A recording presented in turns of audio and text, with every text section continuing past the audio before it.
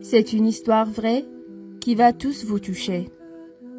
Je m'appelle Justine, j'ai 38 ans et je suis une enseignante de primaire. Aujourd'hui, je vais partager avec vous mon histoire. C'était un soir que je n'oublierai jamais.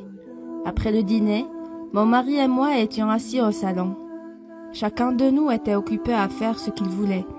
Moi, je corrigeais un exercice de production, alors que lui, il jouait sur son smartphone. Quand tout à coup, mes larmes ont commencé à couler sur mes joues silencieusement. Mon mari a ressenti ma tristesse. Il a remarqué que quelque chose n'allait pas et m'a demandé pourquoi je pleurais. Je lui ai dit qu'hier j'ai demandé à mes élèves de rédiger une production écrite et de parler de leurs plus grands souhaits. En corrigeant, la dernière feuille m'a énormément touchée. Ce petit garçon a écrit « Mes parents adorent leur smartphone. Ils en prennent bien soin alors que des fois, ils m'oublient carrément. Quand mon père rentre à la maison, il dit qu'il est très fatigué. Pourtant, il a toujours le temps pour son smartphone et pas pour moi. Même quand ils sont vraiment occupés à faire quelque chose d'important et que leur téléphone sonne soudainement, ils courent vite pour répondre.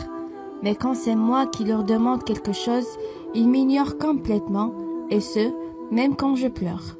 Mes parents jouent tout le temps sur leur smartphone, mais rarement avec moi. Quand ils sont au téléphone, ils ne m'écoutent jamais. Même quand j'ai des choses très importantes à leur dire, il arrive souvent qu'ils me crient dessus pour aller dormir, regarder la télé sans dire un mot ou aller m'occuper ailleurs tout simplement.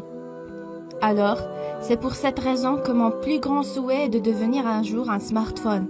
Comme ça, mes parents pourront enfin m'aimer pour toujours, prendre soin de moi, faire attention à moi et m'amener avec eux n'importe où ils vont. Devenir smartphone est mon plus grand rêve, car j'aime trop mes parents.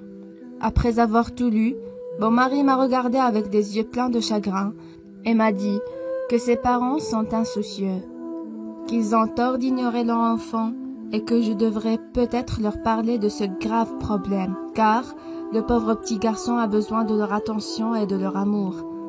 Puis il m'a demandé si je connaissais les parents de cet élève.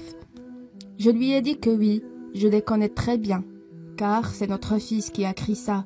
Mon mari était choqué. Je sais qu'il n'a jamais fait attention à ce détail, et moi non plus d'ailleurs. Ce fut notre plus grande erreur. Il ne faut jamais sacrifier de temps qu'on devrait passer à côté de notre famille, peu importe la raison. Les smartphones sont conçus pour rendre notre vie plus facile et pratique, et non pas pour nous séparer du monde réel.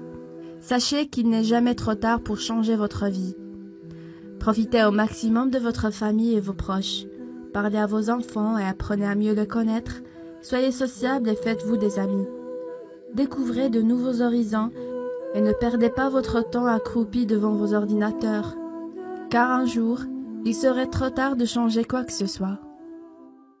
Si vous avez aimé l'histoire, n'oubliez pas de partager avec vos bien-aimés.